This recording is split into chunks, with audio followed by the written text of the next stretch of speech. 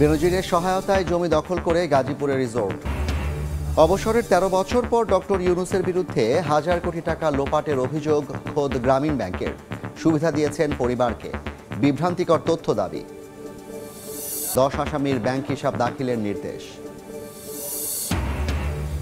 বৃষ্টি ঢলে ৪ দিন ধরে বিপর্যস্ত সিলেট। ঘরবাড়ি ছাপিয়ে ওসমানী মেডিকেলে পানি। নগরবাসীর চরম দুর্ভোগে লন্ডনে বসে মেয়র। সুনামগঞ্জে ভেঙেছে সড়ক। এবং স্বর্ণ ও হীরা চোরাচালানে বছরে পাচার ৯১,০০০ কোটি টাকা। উদ্ধারের পরিমাণ সিকিভাগও নয়, দাবি বাজুসের। মনিটরিং সেল গঠন সহ ৭ সুপারিশ।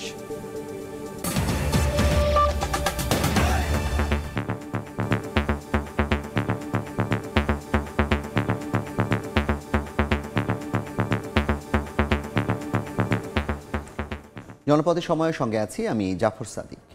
বেনজির নামের নজিরবিহীন ব্যবহার বোধহয় এর আগে দেখাতে পারেননি কেউ। শুধু সম্পদ অর্জনেই নয়, দেশত্যাগের ক্ষেত্রেও তিনি বেনজির। ৬ জুন হাজিরের অপেক্ষায় দুদক। তবে তিনি আসছেন না বলেই মনে করছেন সাবেক আইজিপির আইনজীবী। বেনজির কোথায় আছেন তাও জানেন না। আমি জানি না উনি কোথায় আছে। ৬ তারিখ পার না হলে কিছু বোঝা যাচ্ছে না। আমি মনে করি তার বিরুদ্ধে তখন বিচারে তাকে দাঁড়াতে হবে। একজন মানুষের কয়টি অ্যাকাউন্ট থাকতে পারে? বেনজির আহমেদের ৩৮টি অ্যাকাউন্ট জব্দ হয়েছে। আরও জেনেই নামে বেনামে তাই বা বলবে কে? বেনজির দেশ ছেড়ে চলে যাওয়ার পর কেবল নড়ে চড়েই বসেনি, রীতিমতো হম্বিতম্বি শুরু করেছে দুর্নীতি দমন কমিশন সহ সরকারও। দুদক আগামী ৬ জুন তলব করেছে বেনজির আহমেদকে। সেদিন তিনি দুদকে হাজির হচ্ছেন না তা অনেকটা নিশ্চিত। তারপরও সেদিন পর্যন্ত সবার চোখ থাকবে দুদকের দিকেই। অবশ্যই ৬ তারিখ পর্যন্ত দেখতে হবে, আসলে এক ধরনের কনসিকুয়েন্স, না আসলে এক ধরনের কনসিকুয়েন্স। এমনও তো হতে পারে উনি আইনজীবীর মাধ্যমে সময় চাইতে পারে। তো কাজে এটা ৬ তারিখ পার না হলে কিছু বোঝা যাচ্ছে না। রাষ্ট্রের সর্বোচ্চ আইন কর্মকর্তাও কথা বলছেন রাষ্ট্রের সুরেই। কঠোর অবস্থান তারও। তদন্ত করে যদি দেখা যায়, ডেফিনেটলি আমি মনে করি তার বিরুদ্ধে তখন বিচারে তাকে দাঁড়াতে হবে, বিচারের সম্মুখীন দাঁড়াতে হবে। বেনজির আহমেদের আইনজীবীও জানিয়ে দিয়েছেন বিচারে ডরান না বেনজির, আইনি পথেই হাঁটবেন তিনিও।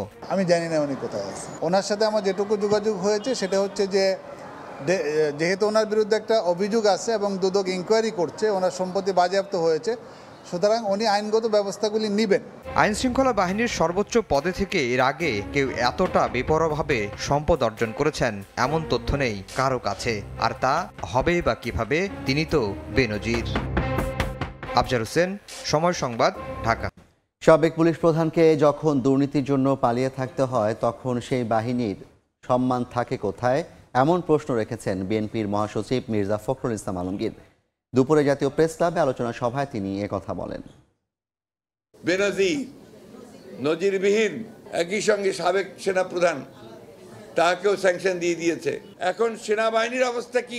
একটা ইনস্টিটিউশন হিসাবে তার সম্মান ইজ্জত কোথায় থাকে যখন তার সাবেক সেনাপ্রধানকে স্যাংশন দেয়? সেই পুলিশ বাহিনীর মর্যাদা কোথায় থাকে যার সাবেক প্রধানকে এবং ডিবিজিকে পালিয়ে যেতে হয় দেশ থেকে? আর একজন এমপি, তাদের তথাকথিত এমপি, তাকে কলকাতা নিয়ে গিয়ে টুকরা টুকরা বটি বটি করেছে। এই তো হচ্ছে চেহারা। শেখ মুজিবুর রহমানের যে হত্যা, তার আমরা নিন্দা করেছি। আমরা হত্যাকাণ্ডকে কখনোই সমর্থন করি না। কিন্তু শহীদ জিয়াকে যখন তারা এটার মধ্যে জড়াতে চায়, তাদের মধ্যে সেই ভয়ঙ্কর একটা অপরাজনীতি কাজ করে। জনপদের সময় আরও থাকছে। মধ্যরাতে শেষ হচ্ছে চতুর্থ ধাপের উপজেলা পরিষদ নির্বাচনের প্রচারণা। ভোটারদের দ্বারে দ্বারে প্রার্থীরা। সুষ্ঠু ও নিরপেক্ষ ভোট নিশ্চিতে তৎপর প্রশাসন।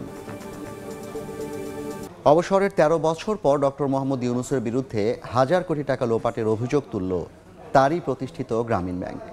প্রতিষ্ঠানটির প্রধান আইন উপদেষ্টা জানান, ক্ষমতার অপব্যবহার করে ডক্টর ইউনূস নিজ পরিবারকে সুবিধা দিয়েছেন। তবে ইউনূসের আইনজীবীর দাবি, একটি বিশেষ গোষ্ঠী ডক্টর ইউনূসের অর্জন সুনাম সহ্য করতে না পেরে বিভ্রান্তিকর তথ্য ছড়াচ্ছে।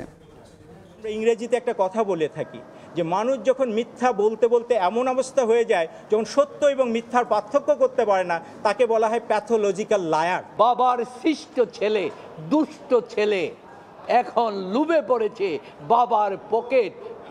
লোভ লালসায় পড়ে বিভিন্ন কিছু পকেট মাইরের একটি চেষ্টা করছে। ডক্টর ইউনূসের বিরুদ্ধে দায়িত্বে থাকাকালে শত শত কোটি টাকা লোপাটের অভিযোগ গ্রামীণ ব্যাংকের। প্রতিটা বইয়ে 1.67 টাকা উনার সেই সময় 13 বছর আগে বেশি নিয়েছে। আজকে ডক্টর ইউনূসকে ধ্বংস করতে চাচ্ছে পৃথিবীতেই একটা গোষ্ঠী, কেন বাংলাদেশের একজন লোক সারা পৃথিবীতে সম্মানিত হবে? তাহলে এতদিন কেন চুপ ছিল গ্রামীণ ব্যাংক? পরিচালনা পর্ষদরা ওনারই লোকজন ছিলেন, সেহেতু ওনারা এইগুলোকে আপনাদের সামনে নিয়ে আসেনি। একটা বিশেষ গোষ্ঠী বাংলাদেশের, বিশেষ করে আমাদের সরকারের উপরে ভর করেছে, তার সাথে আন্তর্জাতিকভাবেও একটা গোষ্ঠী জড়িত আছে। ইউনূস কোন অভিশাপে পড়ছেন তারও জবাব দিয়েছে গ্রামীণ ব্যাংক। এই যে 1,05,00,000 নরনারী গ্রামীণ ব্যাংকের সদস্য, তাদের সাথে তিনি প্রতারণা করেছেন। এর আগে রোববার গ্রামীণ টেলিকমের শ্রমিক কর্মচারীদের টাকা আত্মসাতের অভিযোগে করা দুদকের মামলায় অভিযোগ গঠনের শুনানি শেষে গ্রামীণ ব্যাংকের বিরুদ্ধে অভিযোগ তুলে ধরেন ডক্টর ইউনূস ও তার আইনজীবী। তারই জবাবে সোমবার হাইকোর্টে সংবাদ সম্মেলন করেন গ্রামীণ ব্যাংকের প্রধান আইন উপদেষ্টা। মাইনুল আহসান, সময় সংবাদ, ঢাকা। সংসদ সদস্য আনোয়ারুল আজিম আনার হত্যার ঘটনায় গ্রেফতার শিলাস্তি রহমান আদালতে স্বীকারোক্তিমূলক জবানবন্দি দিয়েছেন। তবে জবানবন্দিতে কি বলেছেন তার বিস্তারিত জানা যায়নি। সোমবার বিকেলে additional chief metropolitan magistrate Tofazzal Hossain শিলাস্তির জবানবন্দি রেকর্ড করেন। জবানবন্দিতে শিলাস্তি বলেছেন তাকে স্ত্রী পরিচয় দিয়েই কলকাতায় ফ্ল্যাটটি ভাড়া নিয়েছিলেন আনার হত্যার মাস্টারমাইন্ড আখতারুজ্জামান শাহিন। এদিকে নেপালে থাকা সিয়াম হোসেনের বিরুদ্ধে গ্রেপ্তারি পরোয়ানা জারি করেছে আদালত। এছাড়া গ্রেপ্তার ও পলাতক 10 আসামির ব্যাংক হিসাবের তথ্য দাখিল করতে আর্থিক গোয়েন্দা সংস্থাকে নির্দেশ দেওয়া হয়েছে। সুরমার পানিতে হাবুডুবু খাচ্ছে সিলেট নগরী। বসতঘর ও ব্যবসা প্রতিষ্ঠানে পানি ঢুকে একাকার অবস্থা। ঘরবাড়ি ছাপিয়ে তলিয়েছে ওসমানী মেডিকেল কলেজ। রাস্তাঘাট প্লাবনে তলিয়ে যাওয়ায় স্থবিরতা নেমে এসেছে। নগরবাসীর দুর্ভোগে লন্ডনে বসে দর্শকের ভূমিকায় মেয়র। থই থই পানি সিলেট নগরীতে। সড়ক ঘরবাড়ি ছাড়িয়ে পানি উঠেছে সিলেট ওসমানী মেডিকেল কলেজ প্রাঙ্গণেও। বর্ষার আগেই ভারী বর্ষণ আর পাহাড়ি ঢলে এবারও প্লাবিত হয়েছে নগরীর শতাধিক এলাকা। জলমগ্ন অবস্থায় রাত দিন পার করছেন কয়েক লাখ বাসিন্দা। পরিস্থিতি যখন উন্নতির দিকে ছিল, তখন এক রাতের ভারী বর্ষণেই সুরমা কুশিয়ারার পানি আবারও বিপদসীমার উপরে উঠেছে। এতে 7 উপজেলার 3 লাখের বেশি মানুষ ঝুঁকিতে আছেন। অফিসের অনেক ক্ষয়ক্ষতি হয়েছে, পানি ঢুকে গেছে, কারেন্টও নেই এলাকার। শহর নগরীর নির্মাঞ্চল তলিয়ে ঘরবাড়ি, এলজেইডি, ওসমানী মেডিকেল কলেজে পানি ঢুকে যখন দুর্দশার চরমে, তখন লন্ডনে বসে নীরব দর্শক মেয়র। জনপ্রতিনিধিদের দুর্গত মানুষের পাশে না পেয়ে ক্ষোভ ছাড়েন অনেকে। মেয়র তো লন্ডন আজ, কিন্তু এখন বর্তমানে আমাদের লোকে তো দেখা সাক্ষাৎ হয় নাই, আর 3 দিন 4 দিন দিলে তো আমাদের পানিবন্দী অবস্থায় আছে। এদিকে সুরমা ও কুশিয়ারা নদীর পানি 5 দিন ধরে বিপদসীমার উপরে থাকায় বাঁধের বেশ কয়েকটি স্থান ভেঙে পানি প্রবেশ করছে। এদিকে সুনামগঞ্জেও নদ নদীর পানি হু হু করে বেড়ে চলেছে। পাহাড়ে ঢলে দোয়ারা বাজারের ট্যাংরা টিলায় সংযোগ সড়ক দেবে বাংলা বাজার সুরমা ও বগলা ইউনিয়নের সঙ্গে সড়ক যোগাযোগ বিচ্ছিন্ন হয়ে পড়েছে। ইকরামুল কবির, সময় সংবাদ, সিলেট। ঈদ উল আজহার পর থেকে আগের সময়সূচি অনুসারে চলবে দেশের সরকারি, আধা সরকারি, স্বায়ত্তশাসিত ও আধা স্বায়ত্তশাসিত প্রতিষ্ঠান। রোববার থেকে বৃহস্পতিবার পর্যন্ত সকাল 9টা থেকে 5টা পর্যন্ত চলবে অফিস। প্রধানমন্ত্রী শেখ হাসিনার সভাপতিত্বে আজ মন্ত্রিসভার বৈঠকে এই সিদ্ধান্ত নেওয়া হয় বলে জানানো হয়। বৈঠক শেষে বিকেলে সচিবালয় ব্রিফিংয়ে মন্ত্রিপরিষদ সচিব মোহাম্মদ মাহবুব হোসেন তথ্য জানান। বিদ্যুৎ সাশ্রয়ের লক্ষ্যে 2022 সালের 24 আগস্ট থেকে সরকারি অফিস সময় সকাল 9টা থেকে বিকেল 4টা পর্যন্ত করা হয়। এর আগে সরকারি কর্মকর্তা কর্মচারীরা সকাল 9টা থেকে বিকেল 5টা পর্যন্ত অফিস করতেন। ঈদ উল আজহার ছুটির পর প্রথম কর্মদিবস থেকেই নতুন এই সময়সূচি কার্যকর হবে বলে জানান তিনি।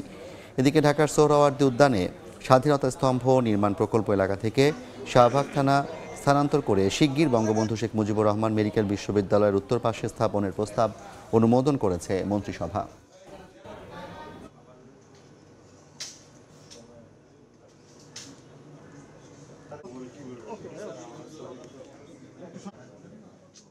মূল অফিস সময় ফেরত যাওয়া প্রয়োজন, আমাদের দাপ্তরিক প্রয়োজনে এটা প্রয়োজন, আমাদের কর্মঘণ্টাটা ব্যালেন্স করা দরকার, যে পরিমাণে কাজ করা দরকার সেটা করা দরকার। রোববার থেকে বৃহস্পতিবার 9টা থেকে 5টা, শুক্র এবং শনিবার বন্ধ থাকবে তবে মাঝখানে 1টা থেকে 1:30টা পর্যন্ত নামাজ এবং মধ্যাহ্ন বিরতি।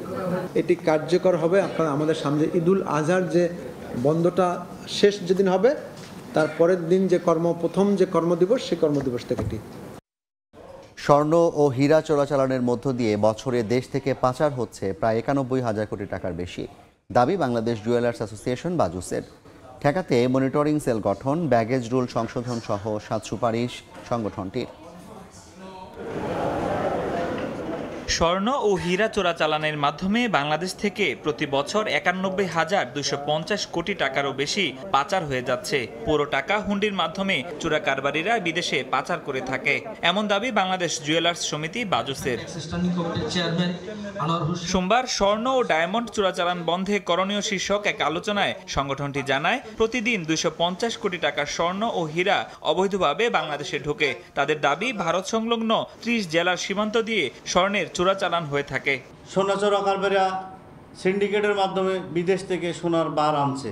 সাধারণত বিমানবন্দর দিয়ে সার হওয়ার পর কর্মীগণ বাস ও ট্রেন যোগে ঝিনাইদহের মহেশপুর ও চুয়াডাঙ্গার দর্শনা বর্ডার দিয়ে ভারতে পাচার করে থাকে।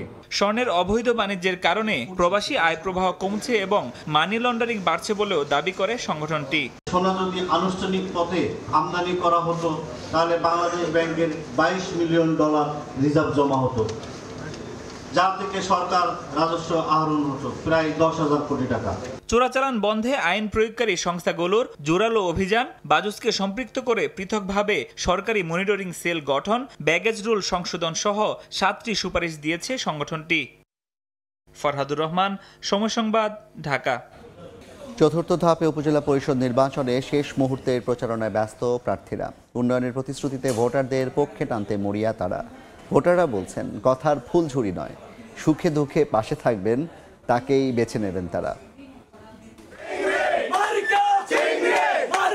স্লোগানে স্লোগানে মুখরিত গ্রামীণ জনপদ। শেষ মুহূর্তের প্রচারণায় তোড়জোড় প্রার্থীদের। আর মাত্র একদিন পর চতুর্থ ধাপের উপজেলা পরিষদ নির্বাচনের ভোট। প্রচারণার শেষ দিনে প্রার্থীরা নেমেছেন মাঠে। ভোটারদের দাঁড়িয়ে দাঁড়িয়ে গিয়ে ভোট প্রার্থনা করছেন। প্রতিদ্বন্দ্বী প্রার্থী রাতের বেলায় সকল পোস্টার ব্যানার ছেড়ে ফেলে এবং তারা মানুষকে হুমকি দামকি দিচ্ছে। ভোটাররা বলছেন, শুধু কথার ফুলঝুরি নয়, উন্নয়নে কাজ করবেন এমন জনপ্রতিনিধিকেই নির্বাচিত করবেন তারা। যাদেরকে দিয়ে মানুষের উপকৃত হবে এই ধরনের প্রার্থীকে আমরা নির্বাচিত করব। এদিকে নির্বাচনে যে কোনো পরিস্থিতি মোকাবেলায় প্রশাসনও কঠোর অবস্থানে থাকবে বলে জানায় পুলিশ। ভোটাররা নির্বিঘ্নে ভোট কেন্দ্রে গিয়ে নিরাপদে ভোট দিয়ে তারপর আবার নির্বিঘ্নে ফেরত আসতে পারবে। আগামী 5 জুন চতুর্থ ধাপে দেশের 8টি জেলার 55টি উপজেলা পরিষদ নির্বাচনে হবে ভোট। কনক আজাদ, সময় সংবাদ। এ পর্যায়ের শীর্ষ সংবাদগুলো জানিয়ে দিচ্ছি আরেকবার। বেনজিরের সহায়তায় জমি দখল করে গাজীপুরে রিসোর্ট। অবসরের 13 বছর পর ডক্টর ইউনূসের বিরুদ্ধে 1000 কোটি টাকা লোপাটের অভিযোগ খোদ গ্রামীণ ব্যাংকের। সুবিধা দিয়েছেন পরিবারকে, বিভ্রান্তিকর তথ্য দাবি।